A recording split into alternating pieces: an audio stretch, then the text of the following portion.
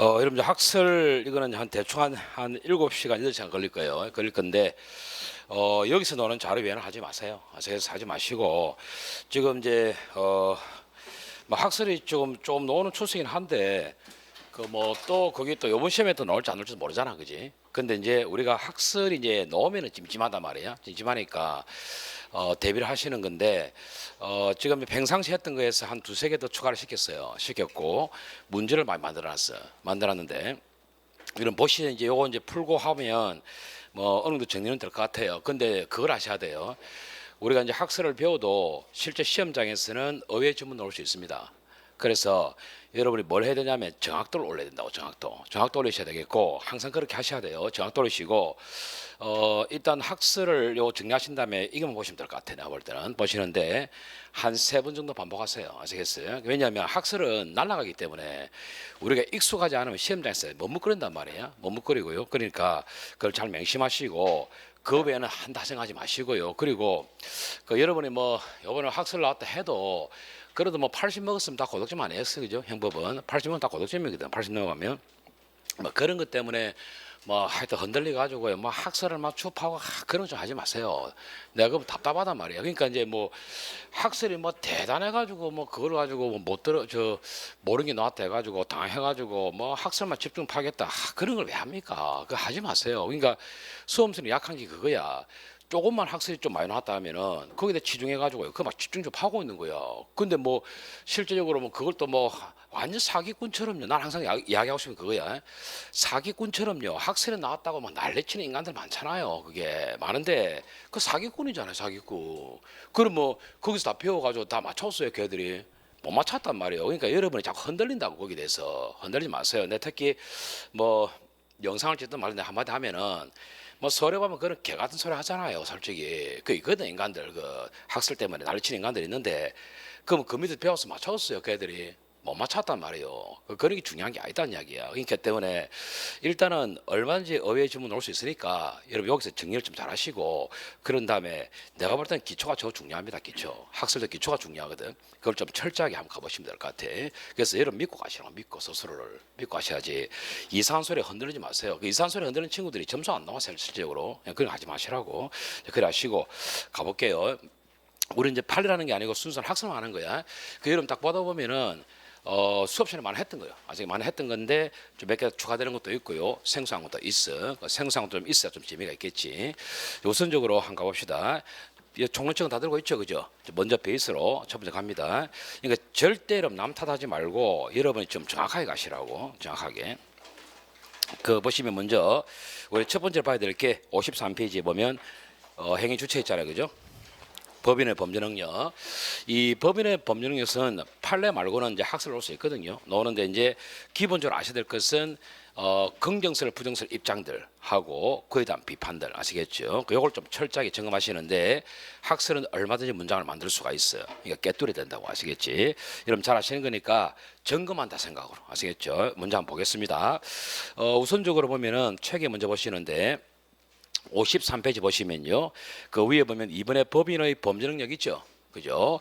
요 첫 문장 있잖아요. 시험 거리 될 수 있습니다. 근데 지금 제가 잡아준 게 철장 기초야 지금. 그 첫 문장 보시면 여러분 일단 먼저 그 생각해 보세요. 우리가 분명히 법인 처벌해야 하네요. 법인 처벌하거든. 우리 형법이 없을 뿐이지 다른 법에서는 양벌 규정을 통해서 처벌하는 법이 있잖아요. 그죠? 있단 말이야. 그래서 첫 문장 이거 나올 수 있어요. 이게 첫 문장 보시면 형법에는 법인의 범죄 능력이나 처벌 여부에 대해서 아무런 명문 규정을 두고 있지 않다. 이 문장 나올 수 있습니다. 분명히 형법에는 없어요. 아시겠어요? 근데 이제 우리가 특별법, 뭐 건축법 이런 데는 법인을 처벌하는 규정이 있지 않습니까? 그러니까 이 문장은 기억을 좀 하셔야 된다고. 그건 아시겠죠, 그죠? 하시고요. 그 다음에 두 번째로 볼게 우리 이제 갈로 이런 건 여러분 시험에 적합성이 없는데요. 물론 큰 시험에 낼 수 있는데 여러분 하면 안 된다고 하는 거는 하지 마시고. 그다음에 갈로 이번 학설 챙길 건데요. 암기는 안 되죠, 그죠? 그 학설을 이제 먼저 부정설을 볼 때는 항상 사람을 기준으로 읽으면 된다, 그죠? 의사를 기준으로. 자, 그러면 여러분 잘 아시니까 확인해 보겠습니다. 법인은 의사와 신체가 없으므로 행위 능력을 인정할 수 없다. 항상 의사 기준이잖아, 그죠? 그다음에 니네스는 법인은 기관인 자연인 대표에서 하는 사람이죠. 통해서 행위를 하므로 그 자연인의 행사 책임만 인정하면 되고 법인까지 처벌하게 되면 법인과 무관한 법인의 구성원까지 처벌돼서 개인 책임 원칙에 반한다. 그 개인 책임이라는 것은 형사 책임의 기본 원리입니다. 그죠? 그래서 디귿에서는 법인은 윤리적 자결정 이런 단어는 익숙해져야 되겠죠. 익숙해져야 된다고. 요거는 이제 우리가 소위 말해서 의사거든, 의사. 요 결정할 수 없으므로 법인에게는 형벌의 전제인 윤리적 비난이 불가능하다. 이 말을 쓸 것이고. 그 다음에 리를 보시면 법인의 권리 능력은 정관, 규칙 같은 거 있죠. 요 정한 목적 안에서만 법인이지 않느냐. 그 범죄를 하려고 만든 건 아니지요. 그래서 범죄는 법인의 목적 범위 밖에 있으므로 능력이 없다. 그 말이고 미음에서는 형벌의 중심은 생명형 자유형이다 말이죠. 법인에게는 이게 안 되지 않느냐. 부과할 수 없다는 것이고 비협 보시면 비협 좀 잘 보세요. 그러면 법인을 그럼 어떻게 다룰 것이냐? 그러니까 범죄와 형벌로 다루지 말자는 이야기야. 그래서 보면은 법질서 위반에 대해서는 과태료는 형벌이 아니잖아, 그죠? 과태료 등 형벌 이외의 수단으로도 형사 정책적 효과를 달성할 수 있으므로 법인의 처벌은 보충성에 위배된다. 다른 식으로 규정하면 된다. 이 말이야. 요 외에도 문장 만들 수 있겠죠, 그죠? 그러면 이제 보세요. 우리 이제 그 부정선을 가시는데 보통 이제 부정선에 대한 비판도 할 수 있는 거잖아요. 그럼 비판을 하나 좀 적어놨을 거야. 대표적인 비판이 뭡니까? 부정선에 대한 대표적인 비판이 양벌 규정에 대한 설명이 곤란하다는 거야. 걔들은 그 현실적으로 양벌 규정 있잖아요, 그죠? 그 양벌 규정에 대한 설명이 곤란하다. 그 대표적인 비판 하나 갖고 계시고요. 아시겠어요? 됐지? 그건 하나 갖고 오시고 됐죠? 그 다음에 이제 다음 페이지 2번 봅니다.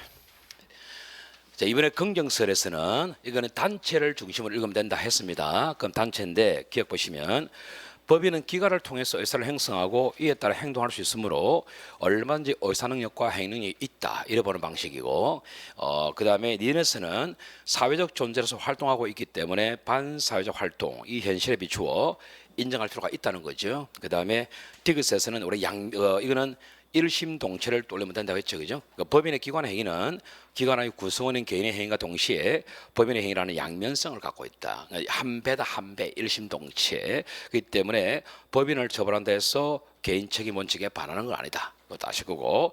그다음에 생소한 단어 또 이르잖아요, 그죠? 사회적 책임론. 이 사회적 책임론 오늘 할 겁니다. 할 건데 이 사회적 책임론은요 의사를 중심으로 가는 게 아니에요. 사회적인 부분을 가지고 접근하는 방식이거든. 그럼 얘들은 사회적 책임론 단어 하나 체크하시는데 얘들은 뭡니까? 법인도 분명히 의사는 없다 치더라도 범죄 형벌은 받을 수 있잖아요, 그죠? 벌금 받을 수 있잖아, 그지? 그래서 책임 능력을 형벌 능력으로 이해한다. 이거는 필요한 문장이야, 아시겠어요? 그 형벌 능력으로 이해하면 법인도 이거는 얼마든지 받을 수 있다는 이야기예요. 그래서 그럼 요 이에 대해서 대비되는 문장이 뭐냐면요, 여러분 앞에 잠깐 앞에 장 보세요. 앞에 지금 이제 우리가 부정설에서 디귿 있죠, 디귿에서는 우리가 의사를 했잖아요, 그죠? 사회적 책임론에 대한 반대 견해가요. 하나 적으시면 도의적 책임론이야. 의사입니다, 그게 도의적 책임론.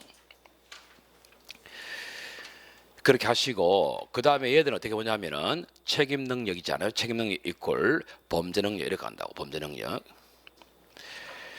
이 범죄 능력이란 자체가요 기본적으로 이제 뭔가 의사가 있어야 결정할 수 있다 이런 논리거든. 그래서 의사는 범죄 능력이고 형벌은 형벌 능력이야. 아시겠어요? 이렇게 이제 접근하는 방식인데 대비되는 단어야. 이거 나중에 또 책임론 할 때 한번 이야기할 거예요. 됐죠? 그 확인하시게 하고 다시 다 뒤로 가셔가지고 자 미음 보시면은 재산행과 자격형 몰수 추징은 돈과 관계되기 때문에 법인도 얼마든지 효과적인 형벌이 될 수 있겠죠, 그죠? 있겠고 그 다음에 생명형과 자유형 굳이 부과자면 해상과 영업징계를 부과하면 된다는 거죠. 그러면 또 우리가 이제 긍정설인데 이거 말고 더 나올 수 있겠지만 가장 긍정설에 대한 비판 중에 한 개가요 요 미음이야. 아시겠어요? 그래서 비판하러 가면은 긍정설에 대한 비판이야.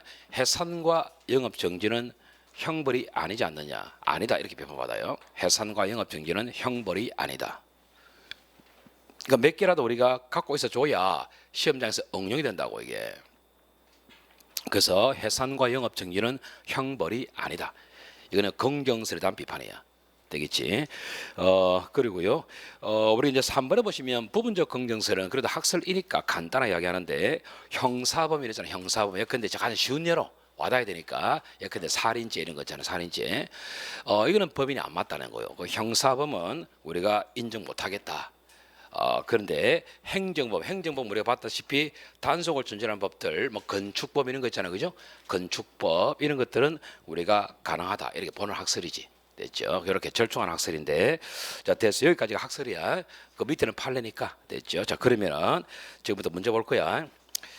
그 여기 있는 지문만요 정확하게 이해해서 몇 번 돌려버리면 커버는 될 거예요. 그리고 여러분 다시 말씀드리지만. 지금 우리가 하고 있는 이 자료 외에 나오는 거 있잖아요. 무조건 무시하세요. 아시겠어요? 무시하셔야 돼요. 분명히 맹심하셔야 돼요. 그거 흔들리면 안 돼. 무시하시라고. 여러분 그 자료를 나눠드렸는데 제가 해설지는 지금 안 줄 겁니다. 해설지는 마지막 끝나고 줄 겁니다. 그러니까 여러분 어떻게 하시냐면 절대 예습 때 해오지 마시고, 아시겠어요? 그냥 특강 들으면서 정리하고 끝내면 돼요. 끝내면 되고, 이런 BS가 없는 건 아니니까 특강하는 시간만 해서 끝내라고 무조건 끝내시고, 그냥 나중에 할 것은 복습만 배운 부분 복습만 좀 하시고, 그 다음에 오늘 다 못하겠죠, 그죠? 그건 뭐 한 부분 예습하지 마세요. 시간 아까우니까. 그거는 다른 공부하세요. 아시겠어요? 그렇게 하면 돼. 됐죠? 지금부터 1번 문제 있죠. 보세요.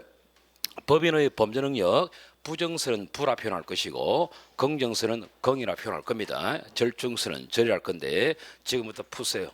무조건 다 풀릴 겁니다. 시간에 다 풀 거야. 강의 시간에.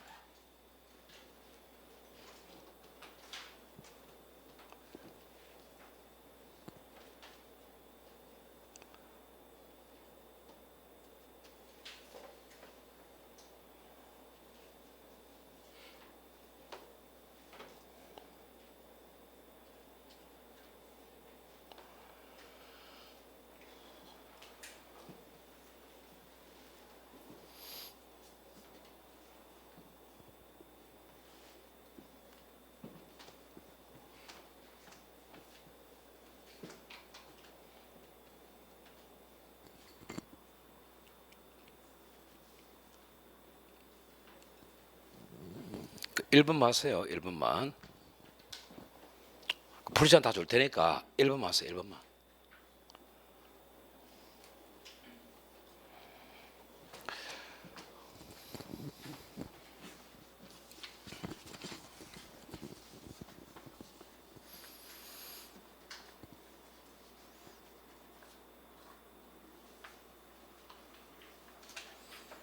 자 보겠습니다. 충분히 풀었다 봅니다. 보겠습니다.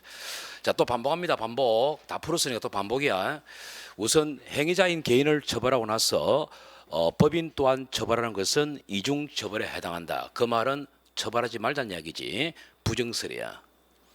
그 다음에 이은 영업정지나 취소는 자연인에 대한 자유행위과 사행과 마찬가지다. 이런 식으로 가자 이 말이기 때문에 긍정설이야.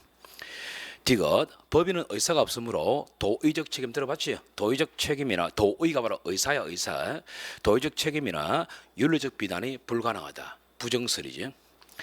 리얼 법인의 활동 범위는 설립 목적 내로 한정되지만 활동 과정에서 범죄 발생을 완전히 배제할 수 없다. 인정하자. 긍정설이고. 미음에서 형사범에 대해서 법인의 범죄를 인정할 수는 없지만 행정범의 경우는 인정하자. 그거는 절충설이고. 비업에 의사와 신체가 없으므로 행위 능력을 인정할 수 없다. 부정설. 시옷 기관인 자연인을 통해서 행위를 함으로 자연인은 형사 책임만 인정하면 되고 법인까지 처벌하게 되면 무관한 구성원까지 처벌하게 되어 개인 책임 원칙에 반한다. 부정설이지. 이영에 기관을 통해서 의사를 형성하고 이에 따라 행위할 수 있으므로 법인도 의사 능력과 행위 능력 인정해야 된다. 긍정설. 지읒 기관 행위는 기관의 구성원인 개인의 행위와 동시에 법인의 행위라는 양면성을 가지므로 개인 책임 원칙에 반하는 건 아니다. 긍정설. 치읓 재산행 자격형 몰수 추징 등 법인에게도 효과적인 형벌이 될 수 있으며 생명형 자유행위에 대해서는 해산과 영업죄를 통해서 가면 된다. 긍정설. 키읔 생명형 자유행을 부과할 수 없다. 부정설. 티읕 법질서 위반에 대해서는 가태료 등 형벌 이외의 수단으로도 형사정책적 효과를 달성할 수 있으므로 보충성에 위배된다. 부정설이야. 됐지요? 됐습니다. 지금 벌써 두 번 반복한 거야. 두 번 반복. 됐지? 그 다음에 2번은요 비판이야. 자, 긍정설에 대한 비판은 긍이랄 것이고 부정설에 대한 비판은 부 이렇게 갈 거야. 해보세요. 바로바로 소화하세요. 수업 시간에 공부한다 생각하고 가위한다 생각하고 그냥.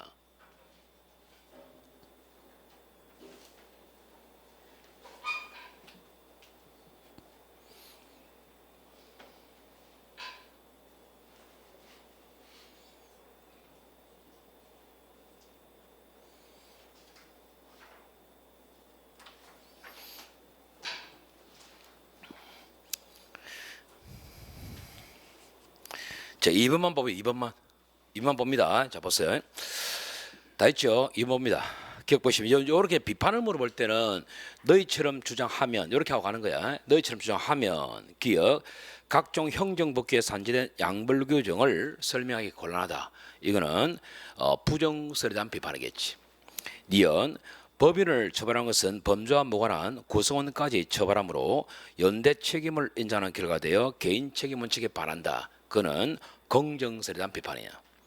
그 다음에 디귿 범죄능력 주체성을 부여하는 기준이 애매모호하다는 거죠. 애매모호하고 법인 처벌에 명문 규정이 있는 경우 이를 해석으로 배제할 근거가 없다. 이게 이제 절충세 비판이에요. 이게 이제 형사범 또는 행정범 이 기준 자체가 또 애매모호할 수 있다는 것이기 때문에 절충세에 대한 비판이에요.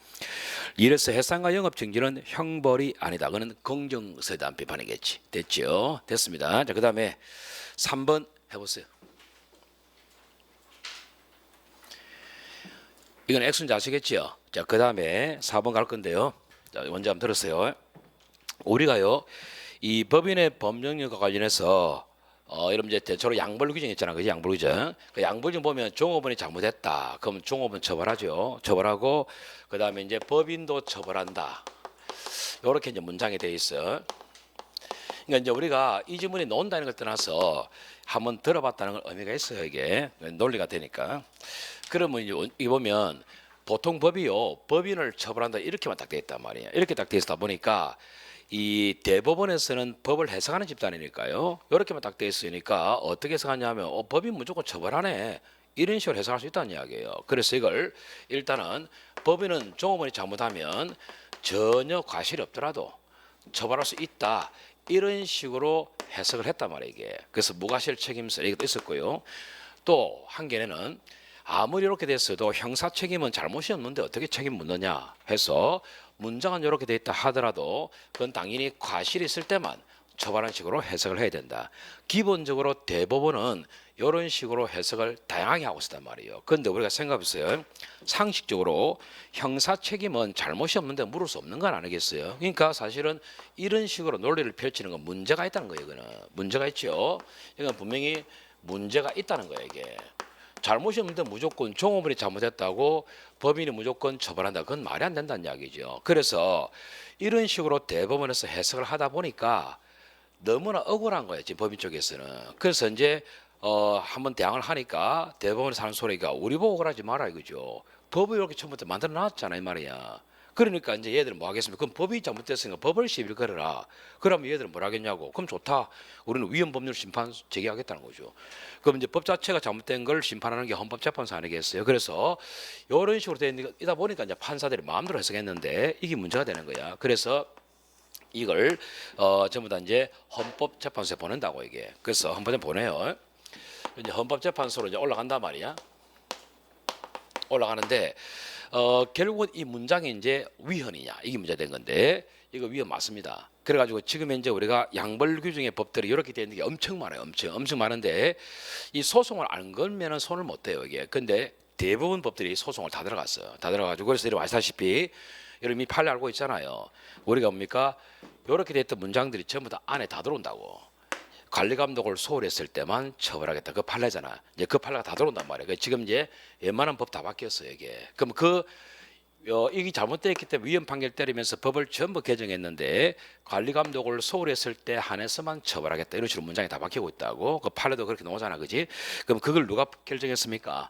헌법재판소에서 결정했단 말이야. 그럼 헌법재판소는 결국은 어떤 논리로 이 법을 좀 위헌 때리냐면 결국은 잘못이 없는데 어떻게 책임 묻냐 해서 과실 책임설로 가고 있단 말이야. 아시겠어요? 초지 일간 일로 간다고. 그래서 여러분들은 만약에 이런 걸 물을 수 있단 말이에요. 이게 물을 수 있다는 의미는 옛날에 우리 시험 칠 때는 다 물었던 거야 이게. 그 지금요 출제자가요 거의 고시 수준을 내고 있다고 지금. 그렇기 때문에 잔잔한 깊이는 못 들어가요. 못 들어가지만 어느 정도까지 얄팍한 부분은 봐야 된다고. 그래서 여러분들은 이쪽을 묻지는 않겠지만 최소한 이건 하나 갖고 있으란 말이에요. 헌법재판소는 과실 책임서를 취하고 있다. 아시겠어요? 그래서 딱 필요한 것만 4번.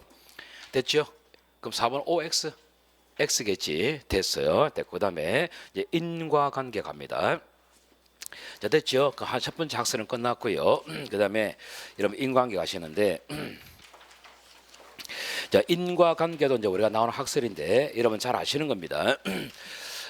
지금 여기서 이제 기본적인 걸 확인할 건데요. 이런 페이지가 이제 67페이지인데 먼저 기본적으로 뭐 학설은 점검하셔야 되겠네. 오늘 학설이니까 점검하시는데 아시는 거야.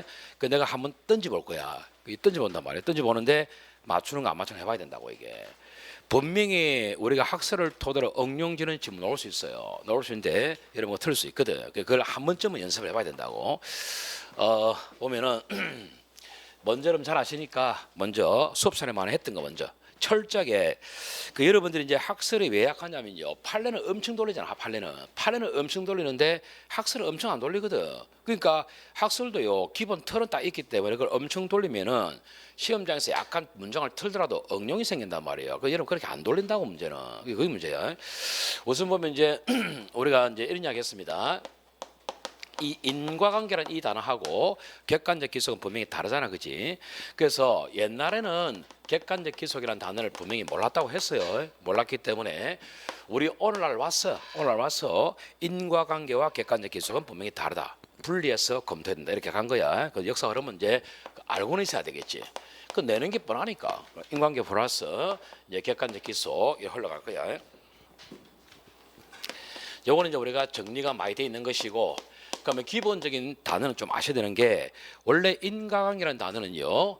내가 팔을 뻗었기 때문에 맞기 싫어서 피했고 피하다 보니 넘어졌다. 이 사건 흐름만 보여주는 거라고. 그래서 인과관계는 그냥 현상이기 때문에 이거는 이제 우리가 팩트, 즉 사실적 영역이라 부른다고. 사실적 현상이지 현상. 자연적 현상이다. 이런 의미를 쓴단 말이에요. 근데 그걸 놓고 이제 그죠? 내가 머리를 때렸더니 얘가 죽었는데 알고 보니까 부검해 보니까 뇌가 얇았다. 그러면 때렸기 때문에 죽은 거 맞잖아. 그 때렸기 때문에 죽었다까지만 밝히는 게 인과관계라고. 그러면 그걸 가지고 무조건 너보고 사방 책임져라 이렇게 할 수는 없는 거단 말이에요. 그러니까 부검을 해보는 거잖아. 부검해 보니까 아 얘는 머리가 얇아서 죽었구나 이런 문제가 생긴단 말이에요. 그러니까 이제 형사 책임 범위를 어디까지 정리할 것인가. 인과관계를 놓고 어디까지 정리할 것인가. 이 문제가 객관적 기속이라고. 그래서 객관적 기속은 행위자의 탓으로 돌릴 수 있겠는가. 맞죠? 법적이고 규범적 영역이다. 그건 아시죠? 그죠? 자, 그러면은 우리가 이제 상징적으로 분명히 아셔야 될 것은 이 역사는 이 객관적 기속을 몰랐어요. 물론 200년 전에도 객관적 기속과 유사한 판단을 했지만 얘들은 몰랐고 요게 이후에 와서 이게 오늘날 우리 거단 말이야. 여기 와서 왔단 말이야. 그래서 그러면 여러분 이제 상징적으로 그건 아시죠? 상징적으로 우리 학설은 큰 틀에서 몇 가지는 알고 있어야 돼. 가장 상징적으로 조건설. 요거 하나 아셔야 됩니다. 그죠? 조건설은 최초의 학설이기 때문에 이거는 물을 수 있다 했고 최근에 한번 나왔고요. 그 다음에 두 번째로서 이제 원인설은 몰라야 됩니다. 이 사실은 중간에 있는 학설 원인설도 있고 우리가 중요설도 있고 엄청 많아요. 엄청 많은데 그거는 몰라도 되고 그 다음에 흐름으로서 이제 우리가 보는 것이 상당 인과관계설이지. 이 상당 인과관계설은 이건 또 상징적으로 봐야 된단 말이야. 이건 이제 판례기 때문에 이거는 상징적으로 봐야 되겠고 그 다음에 이제 이 학설도 완벽한 걸 못 주니까 그 다음에 언급되는 게 이제 합법적 조건설이야. 합법적 조건설. 이 합법적 조건설은 오늘날 결론이기 때문에 무조건 봐야 됩니다. 자, 그러면 여러분 아시다시피 다 정리가 되어 있으니까 자세한 설명 좀 생략할 것이고 이 조건설은 일정한 행위만 없었더라면 일정한 결과도 없었다. 그러면 행동을 했기 때문에 결과가 생겼다. 이게 조건설이잖아. 그리고 결과에 조금이라도 영향을 준 것은 크든 적든 영향을 주면 전부 다 가치를 동일하게 봐버리기 때문에 인과관계 범위가 확대가 된다. 즉 살인자를 출생시킨 엄마까지도 처벌한다. 이런 방식이잖아요. 무한하게 확대되는 걸 아시죠? 조건설 아실 건데 조건설은 당연히 특징도 아셔야 되겠고 비판도 아시면 되는 거예요. 아시겠어요? 그거 이건 필요 없고 그다음에 상당 인과관계설은 우리 판례이기 때문에 상징성이 있습니다. 이거는 일단 기본에 이 학설이 인과관계 학설 아닙니까? 그럼 인과관계거든, 인과관계. 그 인과관계는 우리의 현상만 잡아내는 거예요, 현상만. 그죠? 독약을 먹였더니 죽었다 현상만 잡아내는 것이고, 근데 상당이라는 단어는요, 요놈에게 책임 묻는 게 상당하냐 이런 개념이기 때문에 이거는 평가 개념에 따져보면 평가 개념이기 때문에 이거는 규범적 개념이에요. 근데 원래 인과관계는요, 현상만 잡아내는 자리야. 근데 소위 말해서 이 단어가 객관적 기술과 아주 유사한 단어예요. 이게 유사한 단어인데 이거 같이 섞어서 버리잖아 지금. 본질은 인과관계학설인데 법적 평가까지 같이 들어가 버리기 때문에 문제가 많다 해서 혼동하고 있다 이 말씀입니다. 이게 첫 번째 비판이지. 혼동하고 있다는 비판이 첫 번째고요. 여기 이제 핵심적인 단어야 이게. 그다음 둘째로 아시다시피 요 학설에서는요 절대 객관적 기속 모릅니다. 아시겠어요? 이미 여기서 끝내버렸단 말이야. 그래서 객관적 기속을 비슷한 단어 요거잖아. 혼합해서 가버렸기 때문에 절대 따로 분리해서 가지는 않았단 이야기야. 그러니까 문제가 많다 해서 놓은 게 이 학설이야. 그래서 이 학설은 왜 상징이 중요하냐? 이거는 인과관계 학설이야 이거. 조건설이 가장 깔끔하거든. 깔끔한데 불합리한 게 좀 있었잖아요. 그걸 합리적으로 조절한 게 조건설이야. 합의 조건설인데 이 학설은 인과관계 학설이야 일단은. 근데 그는 이제 범인을 잡아놓고 이 사람이 어디까지 형사 책임 물을 것이냐는 별개의 문제이기 때문에 그 다음에 객관적 기속으로 가라 이래 간단 말이에요. 그래서 이 학설은 필요한 게 분리치기 시작했다는 게 핵심적이야. 그는 베이스를 깔고 있어야 돼요. 그 먼저 우리가 책을 본 다음에 한번 봅시다. 이런 아시는 그건 베이스를 갖고 있어야 돼요. 그래서 67페이지 잠깐 보면 조건설 어휘를 보면요. 1번 조건설은 행위와 결과 사이에 일정한 행위가 없었더라면 일정한 결과 발생도 없었을 것이라는 소위 논리적 조건관계에 있으면 인과관계를 인정하죠. 그러니까 논리적 조건관계 이런 게 다 이 학설의 특징적인 단어고요. 여러분 이제 요건 딱 기억하시죠. 첫 문장에 일정한 행위가 없었다라면 일정한 결과 발생도 없었을 것이다. 요걸 아주 내가 응용 칠 겁니다. 응용. 아시겠어요? 응용 칠 거라고. 그러면 이제 보세요. 내가 행동을 안 했으면 안 죽어야 돼. 맞습니까? 그럼 내가 행동했기 때문에 죽었다는 거야. 그럼 네가 책임지라는 이야기야. 아시겠어요? 그러면 내가 행동 안 했는데도 불구하고 죽었다. 그럼 내 탓입니까? 아니겠지요. 그게 조건설이야. 아시겠어요? 일단은 이해됐을 거라 보고 그 다음에 세 줄을 보시면 조건이 되는 모든 행위가 발생된 결과에 대해서 똑같은 가치를 인정해버린다고. 그러니까 총으로 쏜 아들이나 출산시킨 엄마까지도 전부 영향을 줬다 보는 거기 때문에 똑같은 가치를 가야 돼. 그래서 등가설, 이 등가설은 조건설의 한 특징적인 단어입니다. 등가, 가치 같다 이 말이겠지, 그지? 이제 우리가 이제 대충 보지 말라고 학설이 어렵다 해서 자 그런 전제 하에서 비판 하나 딱 본단 말이야. 비판해 보시면 2번 있죠. 논리적 조건관계에 있는 모든 것은 다 등가치이기 때문에 그래서 엄마까지 무조건 인정해버린다고. 그래서 우리가 인과관계 범위가 확대되는 비판이 있다. 이건 아시죠? 먼저 조건을 정리 한 대로 갖고 넘기시고 그 다음에 상당 인과관계설인데요. 여기 보시면 기본적으로 사회생활의 일반 경험치 이런 게 이제 상당성의 개념 쪽이죠, 그죠? 해서 그러한 행위로부터 그러한 결과가 발생하는 것이 상당할 때 상당. 어차피 이 학설의 핵심은 상당이거든. 상당할 때만 인정하겠다. 그래서 무한하게 확대되는 걸 상당성이라는 개념으로 좀 좁히는 방식이야, 그죠? 상당성 핵심이고 됐죠? 그 정도 하시면 되겠고. 그다음에 밑에 비판 있죠. 원래 큰 시험에서는 여러분 갈로 2번도 냅니다. 아시겠어요? 여러분 그거 할 여력이 없어요. 하면 안 된다고. 아시겠어요? 그것까지 다 봐가지고 오히려 주객이 바뀌어버린단 말이야. 하지 말라고. 하지 마시고 비판까지만 가는 거예요. 비판 보시면 사실 판단으로서의 인과관계 문제와 규범적 판단으로서의 결과 기속 문제를 같은 차원에서 취급하고 있다는 이야기죠. 그래서 인과관계와 결과 기속을 혼동하고 있다. 이건 익숙한 지문이죠, 그죠? 그리고 이런 하나 더 불러줬잖아. 어떤 거 불러줬습니까? 상당 인과관계설은 인과관계 확정 후에 객관적 기속을 검토한다. 그렇게 하면 돼요, 안 돼요? 안 된단 말이야. 아시겠죠, 그죠? 그런 말은 여기서 나올 수가 없어요. 그 다음에 4번의 합법적 조건서는 다른 거 할 필요 없고요. 인과관계와 객관적 기석을 분리하기 시작했다. 그걸 좀 상징적으로 아시면 돼. 오늘날 우리 겁니다. 됐지요? 자, 그러면 보세요. 제가 추가로 한번 물어볼 거예요. 거기 나온다고 장담 못 해. 근데 이게요, 우리 때는 물었어요. 물었던데, 이 출자의 들어봤을 때는 미친 척을 낼 수가 있기 때문에 최소한 한 번은 들어보겠다. 단어를 아시겠어요? 한 번은 들어볼 거야. 들어볼 건데, 이걸 가지고 한번 설명해 보겠습니다. 여러분 판단해 보라고. 여러분 분명히 아셔야 될 것은 분명히 시험장에서 학설을 던질 때는 모르는 점은 나옵니다. 분명히. 그래서 한번 판단해 봐야 된다고. 조건수를 아까 뭐랬습니까? 일정한 행위가 없었더라면 결과 안 생겼고 내가 일정한 행동을 했기 때문에 결과가 생겼다 이 말이잖아. 그럼 내가 했기 때문에 결과가 생겼으면은 그건 내 책임이란 이야기야. 아시겠어요? 그럼 보세요. 여러분 얼만큼 잘 맞추는 걸 해봅시다. 조건수를 가지고 사례 하나 던질 거라고. 한번 보세요. 요 가별한 사람이 지금 A를 향해서 이 친구가 독약을 먹였어요. 독약 먹였고 그 다음에 어려운 친구도 이 친구를 죽이려고 독약을 먹였어요. 물론 전제는 다 치사랑이야. 치사랑 독약을 먹였는데 요 두 사람은 절대 공무관계는 아닙니다. 아시겠어요? 전혀 별개 모르는 사람들이야. 모르는 사람인데 얘도 죽이려고 독약 먹였고 또 얘도 죽이려고 독약을 먹였다는 이야기야. 뭐 결국은 얘는 두 배의 독약을 먹고 죽었겠지만은 자 봅시다. 우선적으로 얘가 죽었단 말이야. 죽었을 때 갑에게 사망 책임을 물을 것이냐 이 말이야. 그럼 조건수는 뭐랬습니까?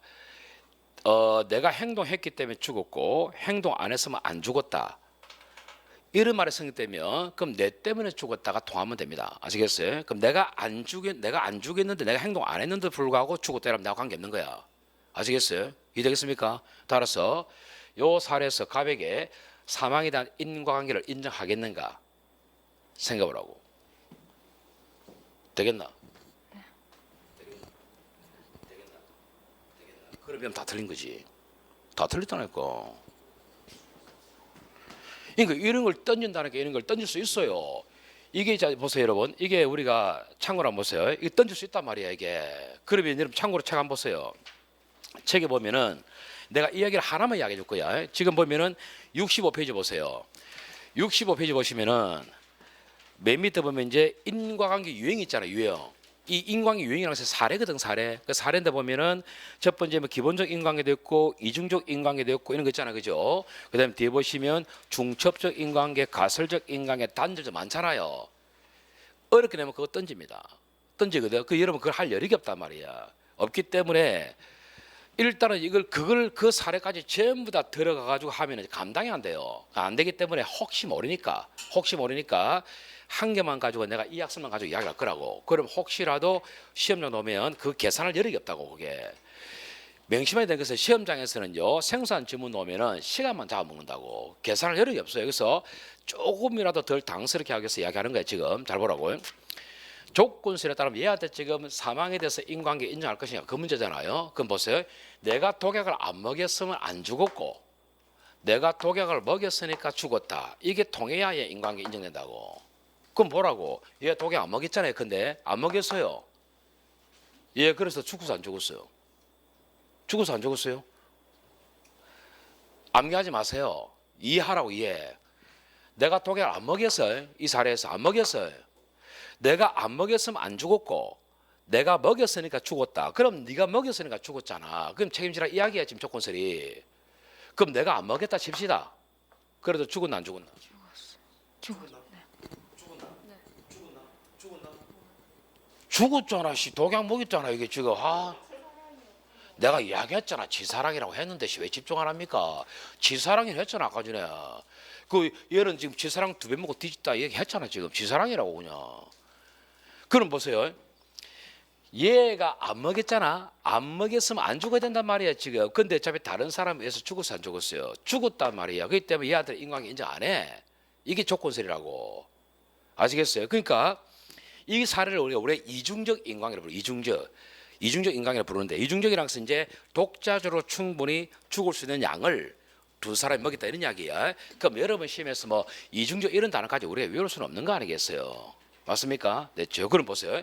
이 지진 아시겠죠? 그 조건설만 연습을 해볼 거야 일단은. 다른 건 안 할 겁니다 일단은. 이해되겠어요? 그럼 한 번 더 물어볼까? 이해됐죠? 이거 한번 더 물어봅시다. 갑이란 사람이 요 A란 친구를 얘가 독약을 일단 죽이려고 독약을 먹여놓은 상태라. 약효는 한 2시간 뒤에 퍼질 거야. 됐죠? 그럼 얘가 뭡니까? 이제 비행기를 타고 해외 갈 거야. 해외 갈 건데 이 비행기를 타고 해외 갈 건데 누군가가 이 비행기에다가 폭탄 장치 해놨어요. 폭탄장치. 그것도 한 2시간 뒤에 터지게 돼 있어요. 됐죠? 됐습니다. 결국은 독약 약효가 퍼지기 전에 얘가 결국은 비행기 터져버린 거야.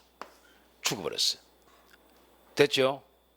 그럴 때 갑에게 조건세를 따를 때 인과관계 인정하겠는가? 안 한단 말이에요. 그거 안 한다고. 내가 독약을 안 먹게 되면 뒤진다니까. 아시겠어요? 그래서 조건세는 그려보는 방식이라.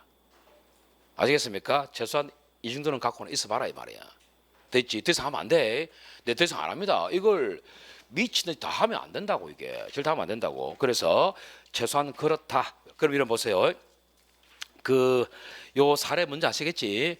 이런 보시면은 67페이지 보시면은 조건서를 보면 우리가 비판해 보면 동그라미 3번 있죠. 이중적 인과관계 있잖아요. 이중적 인과관계.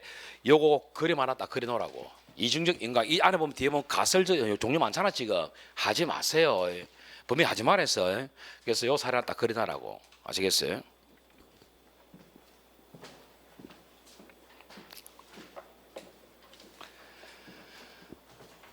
이해됐죠? 요게 이제 이중적 인과관계야. 그러고 뭡니까? 하나 딱 만들어 놔야 장갑 헷갈리니까. 갑에게는 인과관계 부정이야.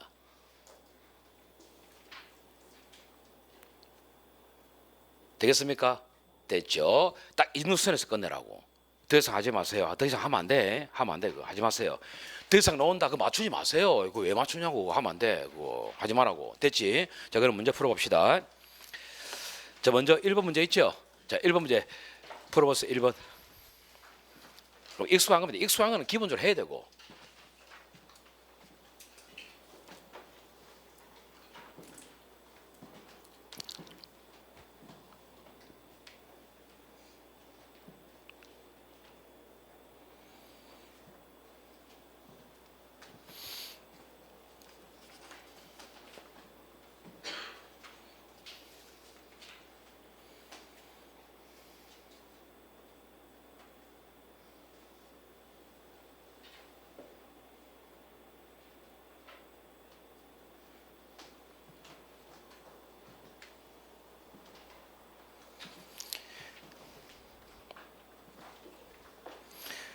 일 번 됐으면 그 밑에 2번 돼 보시고.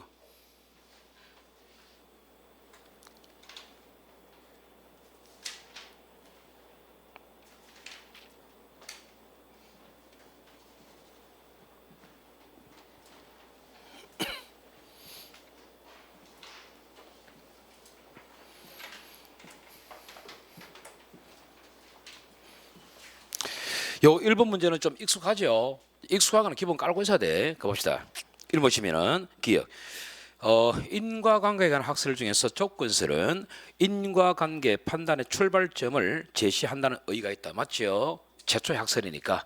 근데 인과관계 범위가 무한히 확장될 우려가 있다는 비판받는다. 맞지?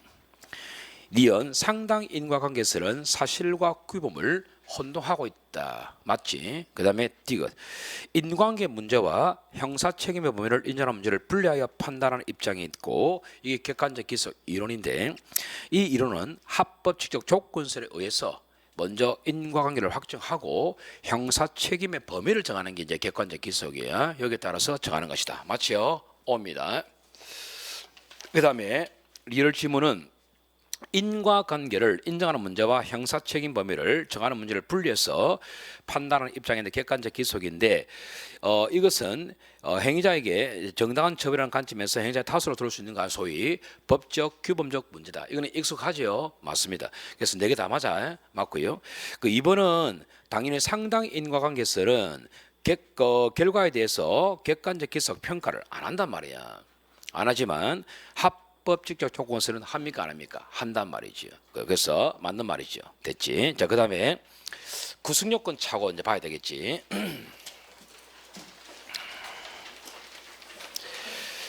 여러분 이제 고의의 인식대상 이런 거는 정리하셔야 돼요. 아시겠어요? 그거는 기본적으로 하셔야 돼. 고의의 인식대상과 의미가 있고요. 이제 79페이지 보시면 차고 보시는데, 그러니까 여러분 이제 수업 시간에 기본적으로 많이 했던 거 있잖아. 그런 거는 좀 알고 있다 본 거야. 지금 굵직한 학습만 보는 거야 지금.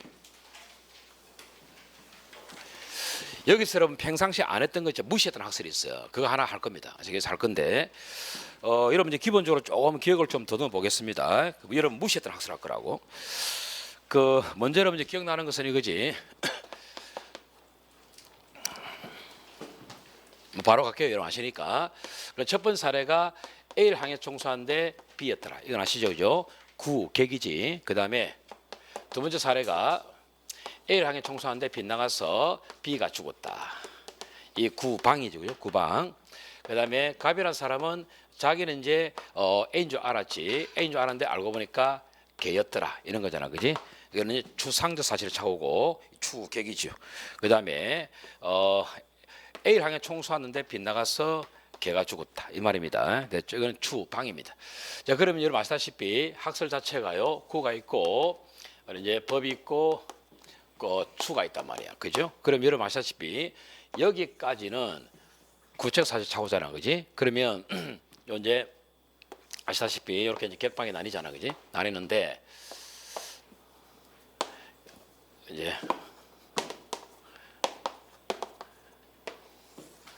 이렇게 이제 객방 다 간단 말이야. 가는데 기본적으로 여기서는 절 대립이 없는 거 아시죠? 여러분이 기본적으로요 구체적 사실에 차고 이거는 같은 구승요건이잖아. 이쪽에서는 요 학습을 해야 된단 말이야. 지금 다 했잖아, 그죠? 요 이제 결론 같을 것이고, 구방 이 그림에서는 요 학설만 우리가 결론 다르지. 요거는 결론 같잖아요, 그죠?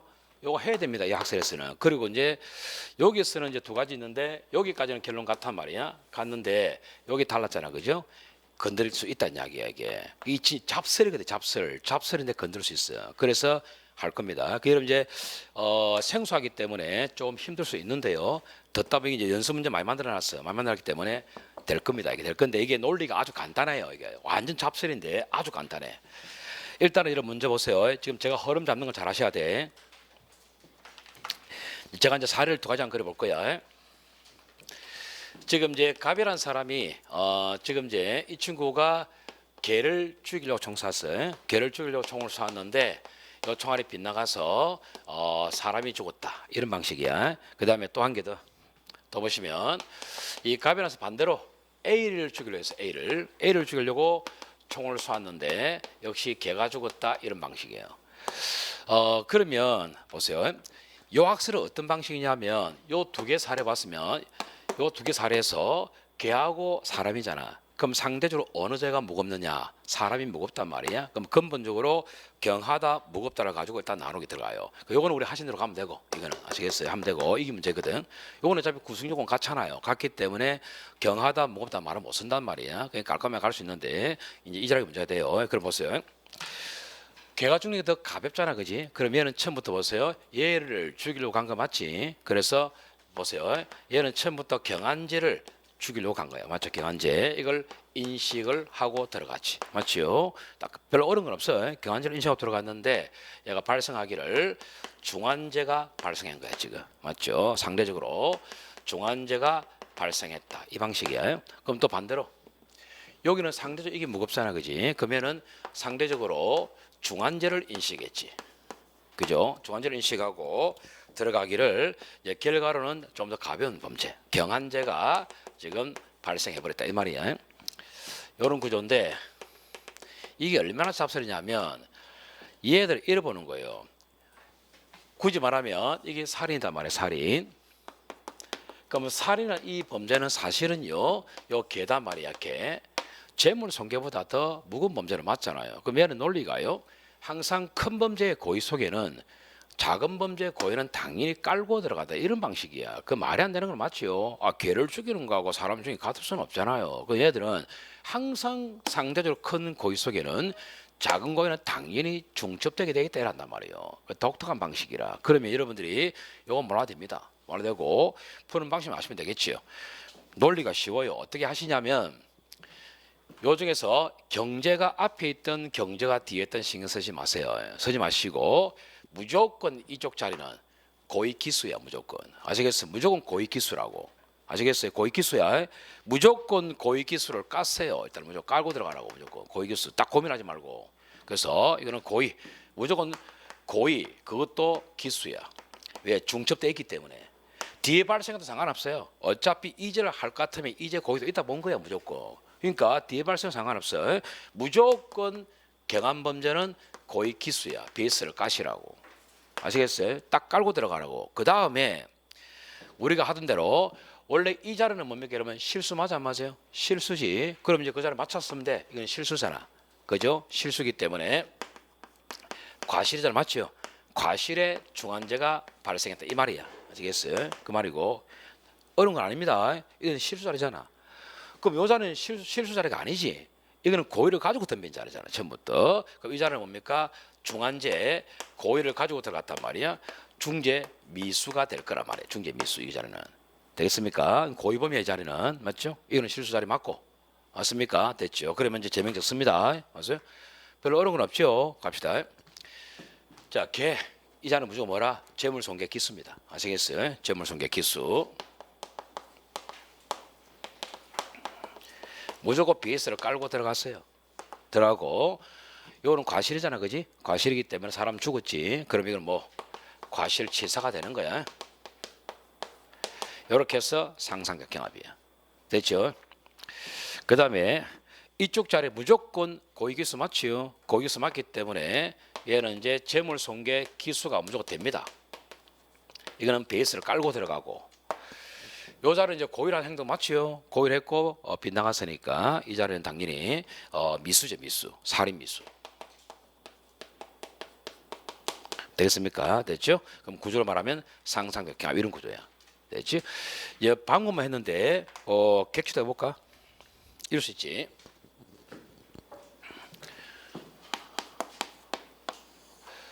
자기는 이 원리 저대로 해보면 자기는 이제 이걸 A인 줄 알았지. 맞지? A인 줄 알았는데 알고 보니까 K였다. 이 말이잖아. 그지? 그러면 처음부터 자기가 인식한 범죄는 뭡니까? A잖아. 맞습니까? 맞죠? A지. 그대로 풀면 되지. A잖아. 그래서 요 이제 상대적으로 중한죄를 얘가 인식하고 들어갔지. A였으니까 A. 맞죠? 근데 실제로 보니까 걔가 죽어버렸어요. 그 걔는 상대적 경하죠. 경제가 발생했다 이런 말이야. 뭐 개지. 맞죠? 그래 가면 되는 거예요. 그냥. 그러면 고민하지 마시고 또 어떻게 하라고? 이 자리는 무조건 뭐 고의기수야. 아시겠어요? 고의기수이기 때문에 이 자리는 재물손괴 기수로 베이스를 까는 거예요. 아시겠죠? 요 자리는 당연히 나는 사람 죽인다 송겁니다 이거. 맞지? 그럼 고의로 송거 맞아 안 맞아요? 그럼 이 자리는 살인 미수겠지. 우리가 이제 병원 들어간 다음에 정확하게 말하면 불능 미수겠지, 그지? 그래서 A 자리는 살인 미수가 될 거다 이 말이야. 맞지? 상상적 경합 이런 구조야. 되겠죠? 그럼 또 한번 바꿔볼까?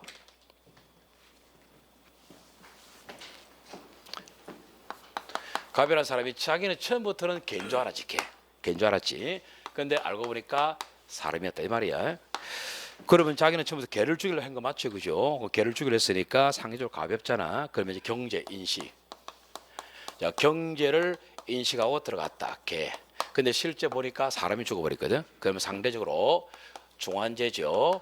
중한죄가 발생했다. 이제 사람 A, 그죠? 그러면 또 가면 되지. 그럼 이쪽 자리는 무조건 고의기수, 맞죠? 그 재물손괴 기수가 되는 거예요. 될 것이고, 그 다음에 이쪽 자는 이제 실수잖아, 실수. 실수이기 때문에 이거는 과실 치사가 될 것이다. 그 상상적 경합 이 말이야. 됐죠? 이래 가는 거예요. 할 수 있겠죠? 됐죠? 제가 이런 틀입니다. 그래서 여러분 이제 추가로 아실 것은 추상적 밥수를 미친 척 던질 수 있다는 이야기예요. 그 바람에 이제 우리 하는 거야. 됐죠? 자, 그러면 봅시다. 자, 지금부터 여러분 우리가 아주 기초적인 착오부터 지금 만들어 놨어요. 지금 이거 안 풀린 친구들 할 말 없는 거야 지금. 지금부터 하나만 더 보고 여러분 좀 쉽시다. 하나 보고 1번 한번 풀어보세요. 1번만 풀어보세요. 1번만. 이거 안 풀리면 안 돼. 이건 이제 기초잖아. 지금 기초 그림 만들어놨다고.